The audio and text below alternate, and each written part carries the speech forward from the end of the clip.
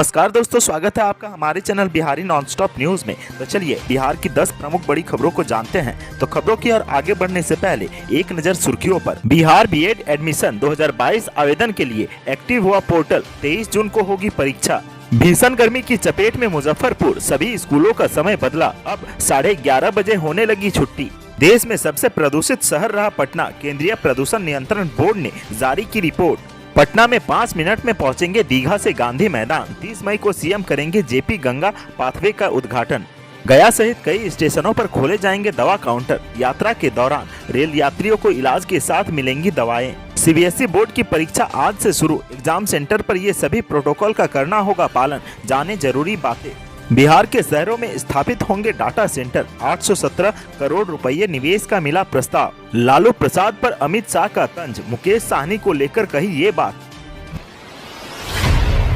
बिहार के सभी सरकारी एवं प्राइवेट बीएड कॉलेजों में नामांकन के लिए सरकार कॉमन एंट्रेंस टेस्ट यानी कि सीईटी की परीक्षा आयोजित कराती है। इस प्रवेश परीक्षा के लिए कोई भी छात्र आवेदन कर सकता है। आवेदन के लिए बीते सोमवार यानी कि 25 अप्रैल से ऑनलाइन पोर्टल खोल दिया गया है। अभ्यर्थियों को आवेदन के लिए 1000 रुपये की राशि ऑनलाइन जमा करनी होगी। बीएड प्रवेश परीक्षा के लिए राशि ऑनलाइन जमा करनी होगी। परीक्षा के लिए 17 मई तक आवेदन कर सकते हैं। उसके बाद 18 से 21 मई तक विलंब शुल्क के साथ आवेदन किया जा सकता है। परीक्षा के लिए 9 जून को एडमिट कार्ड जारी किया जाएगा एवं 23 जून को संयुक्त प्रवेश परीक्षा होगी। पूरे राज्य में करीब 330 कॉलेजों में लगभग 35,000 सीटें हैं।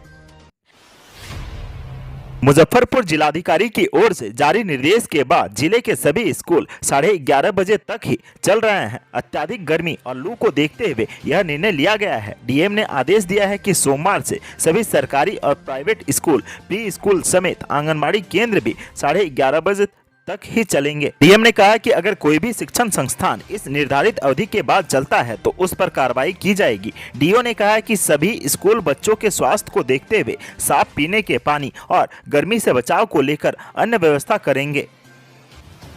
बिहार में पछुआ के तेज प्रभाव ने यहां की हवा को भी प्रदूषित कर दिया है। रविवार को राजधानी पटना की हवा खराब श्रेणी में रही तो वहीं मुंगेर दूसरे स्थान पर रहा। इन शहरों का वायु गुणवत्ता सूचकांक सामान्य से ज्यादा हो गया है। केंद्रीय प्रदूषण नियंत्रण बोर्ड की ओर से जारी की गई रिपोर्ट के अनुसार पटना शहर दिल्ली से भी ज्यादा प्रदूषित है। देश के 129 शहरों में पटना सबसे अधिक प्रदूषित रहा। पटना का सूचकांक जहां 365 पाया गया तो वहीं दूसरे स्थान पर मुंगेर का सूचकांक 358 रहा और तीसरे स्थान पर 342 वायु गुणवत्ता सूचकांक के साथ सिंगरौली रहा। बिहार के अन्य शहरों में मुजफ्फरपुर का 332, बिहार शरीफ का 309 और हाजीपुर का सूचकांक 290 रहा। पटना में 6 प्रमुख स्थलों में गांधी मैदान क्षेत्र का सूचकांक 500 हो गई है, जो सबसे अधिक है। अन्य क्षेत्रों में राजधानी वाटिका का 431, पटना सिटी का 358, एयरपोर्ट का सूचकांक 243। इन सभी क्षेत्रों में PM10 और PM 2.5 यानी कि मोटे और महीन धुलकन की मात्रा मानक से 4 गुना ज्यादा पाई गई है। रविवार को दिन भर तेज गर्मी के साथ साथ तेज हवाएं भी चली, जिसके कारण शहर की हवा में धुलकन फैल चुका है। लोगों का घर से बाहर निकलना तक मुश्किल हो गया है। पटना के लोगों का लंबा इंतजार खत्म होने वाला है। गंगा पथ एक्सप्रेस वे का 5.4 किलोमीटर का निर्माण कार्य 90% पूरा हो चुका है। बता दें कि लोकनायक जेपी गंगा पथ एक्सप्रेस वे पर वाहनों का परिचालन 30 मई से शुरू हो जाएगा। इस दिन मुख्यमंत्री नीतीश कुमार इस गंगा पथ एक्सप्रेस वे का उद्घाटन करेंगे। शेष 10% काम भी अगले 15 दिनों में पूरा कर लिया जाएगा। इसके बाद शहरवासी सिर्फ 5 मिनट में दीघा से गांधी मैदान तक का सफर पूरा कर सकेंगे। इस गंगा पथ एक्सप्रेस वे पर वाहनों के परिचालन ट्रायल 10 मई से शुरू हो जाएगा। बता दें कि एन सिन्हा इंस्टीट्यूट परिसर के पश्चिमी किनारे से एक्सप्रेस वे का अप्रोच रोड पटना आयुक्त कार्यालय के सामने अशोक राजपथ से मिल रहा है। बिहार राज्य सड़क विकास प्राधिकरण के अधिकारियों ने बताया कि कोरोना काल में काम प्रभावित होने की वजह से प्रोजेक्ट में देरी हुई है। 2 साल कुछ महीने संपूर्ण लॉकडाउन लगने के कारण काम प्रभावित हुआ था। हालांकि हाल के महीने में काम को तेजी से पूरा करवाया गया है।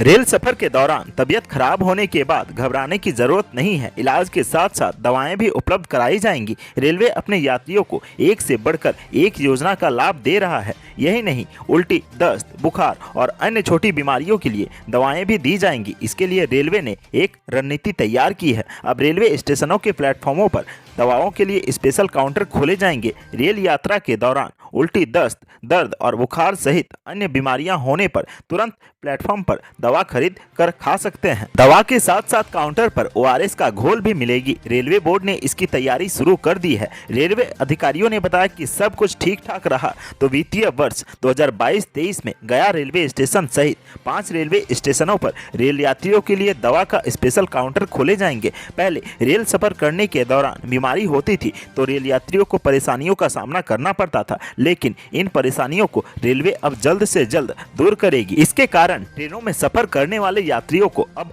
काफी राहत मिलेगी। पहले ट्रेनों में यात्रा करने के दौरान अगर कोई यात्री बीमार पड़ जाता था तो उसे अगले स्टेशन पर डॉक्टरों की टीम के द्वारा इलाज कर दिया जाता था। उसके बाद स्थानीय रेलवे अनुमंडल अस्पताल में भर्ती कर दिया जाता था, लेकिन अब बीमार पड़ने के बाद डॉक्टरों के द्वारा इलाज भी किया जाएगा और यात्री अपने पैसे से दवा भी खरीद कर खा सकेंगे।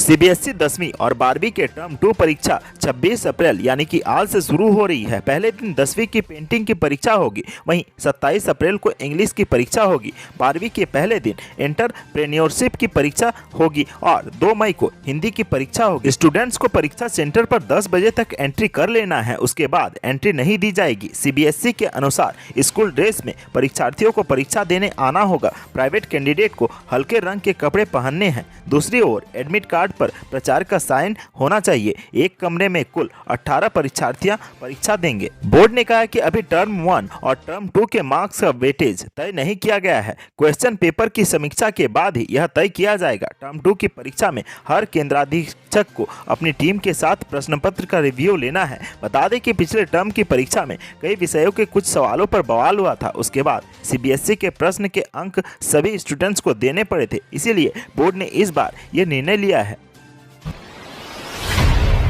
बिहार के पटना सहित 4 शहरों को IT हब के तौर पर विकसित करने की तैयारी हो रही है। राज्य में सूचना प्रौद्योगिकी सेक्टर में निवेश को बढ़ावा देने के लिए जहां सरकार IT पॉलिसी बना रही है, वहीं दूसरी ओर IT सेक्टर में कार्यरत कंपनियों को निवेश के लिए आमंत्रित भी किया जा रहा है। अब तक राज्य भर में डाटा सेंटर स्थापित करने के लिए 817 करोड़ रुपये का निवेश प्रस्ताव मिला है। इसके मद्देनजर दरभंगा, भागलपुर, पूर्णिया और बक्सर में IT हब की स्थापना के लिए प्रस्ताव को जल्द ही मंजूरी दी जाएगी। सूचना प्रौद्योगिकी मंत्री जीवेश कुमार की अध्यक्षता में हुई बैठक में निवेश प्रस्ताव पर चर्चा हुई। कुमार ने कहा कि हम प्रस्ताव को अंतिम रूप देने की उम्मीद कर रहे हैं। प्रस्ताव के उचित मूल्यांकन के बाद इसे अंतिम मंजूरी के लिए मुख्यमंत्री कार्यालय भेजा जाएगा। राज्य सरकार निवेशकों को हर संभव सहायता प्रदान करेगी, क्योंकि हमारा लक्ष्य बिहार के पूर्वी क्षेत्र का अगला IT हब बनाना है। बैठक में IT विभाग के वरिष्ठ अधिकारी और VU नाव के अधिकारी भी शामिल थे।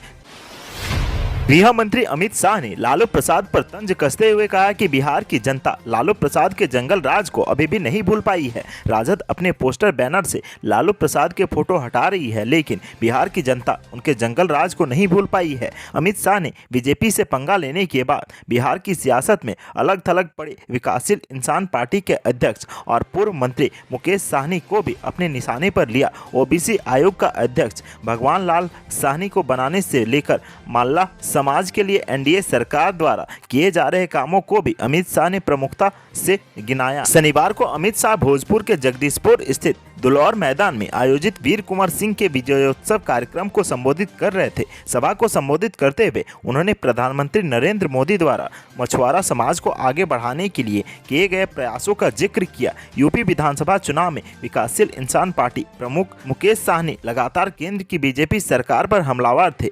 बीजेपी के खिलाफ उन्होंने अपने प्रत्याशी भी चुनाव मैदान में उतारे थे। बिहार के बेचाह उपचुनाव में बीजेपी की हार के बाद साहनी ने गुलाल लगाकर मिठाई बांटी थी और बीजेपी की हार को अपनी जीत करार दिया था। दरअसल यूपी विधानसभा के चुनावी नतीजे के बाद बीजेपी से पंगा लेना साहनी को महंगा पड़ा था। उनके तीनों विधायकों को बीजेपी ने अपने साथ जोड़ लिया था और उनकी मंत्री की कुर्सी भी चली गई थी।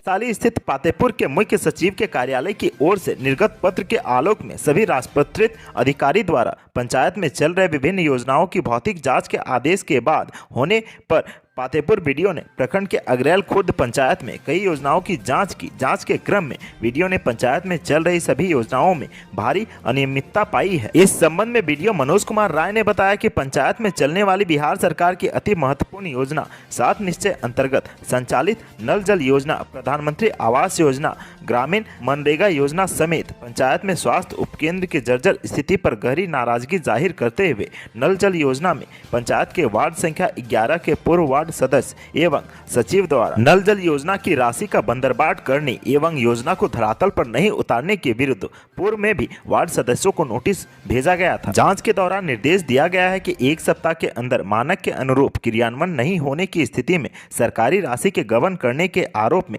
सर्टिफिकेट केस दर्ज कर राशि वसूली की जाएगी। वहीं पूरे पातेपुर प्रखंड के विभिन्न पंचायतों में भी नल जल योजना में बड़े पैमाने पर अनियमितता पाए जाने पर कुल 38 वार्ड सदस्यों पर कानूनी कार्रवाई के लिए अनुशंसा की गई है।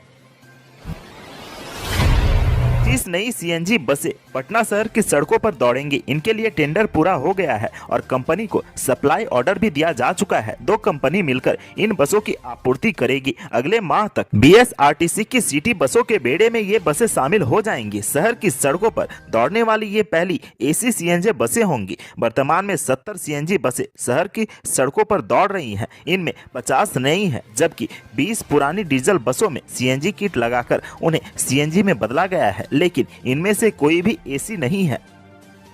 आज के सुर्खियों में बस इतना ही। बिहार से जुड़ी खबरों के लिए सब्सक्राइब करें हमारे चैनल को और साथ ही साथ वीडियो अगर पसंद आए तो लाइक, कमेंट, शेयर कर